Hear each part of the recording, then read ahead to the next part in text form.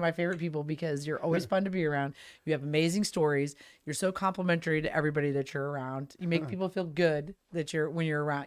I always feel good when I'm around you.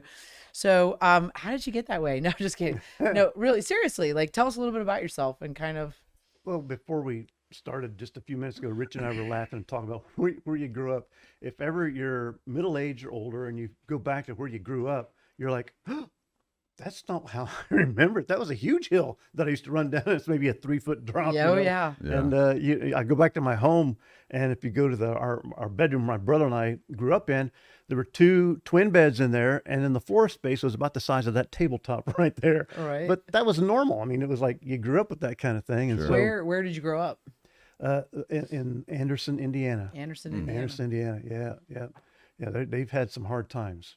They really have. Yeah. Once Delco left and GM left, it hit hard times. Still is. When I was in high school, we'd go up to Anderson and play.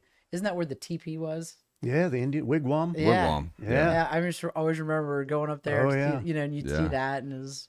Oh, yeah. That's what I remember about Anderson. Yeah, I went to Anderson High School. Mm-hmm. Yeah, it was an amazing school. Very few graduated, it seemed like, but yeah. The graduation rates weren't great then. They aren't great now. It's really Yeah. sad, but it was a place. That's where I grew up, and then I realized later, I was telling Richie that I was in college, and I realized, oh, I grew up in poverty. I think that happened to my parents too. They Yeah. talked about that. It's Yeah. like Yeah. my father died when I was young, and my mom raised 4 kids on her own, and it's just just amazing. But whatever you grow up in, it's always Sure. everything's orthodox to themselves. Everybody's orthodox to themselves. John Locke, it's like, Right.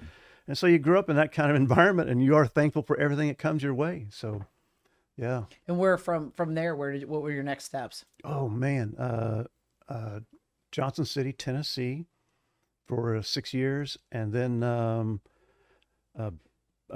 Norfolk, Nebraska, and then Birmingham, England, 14 years. Well, Birmingham, and then Worcestershire and Warwickshire.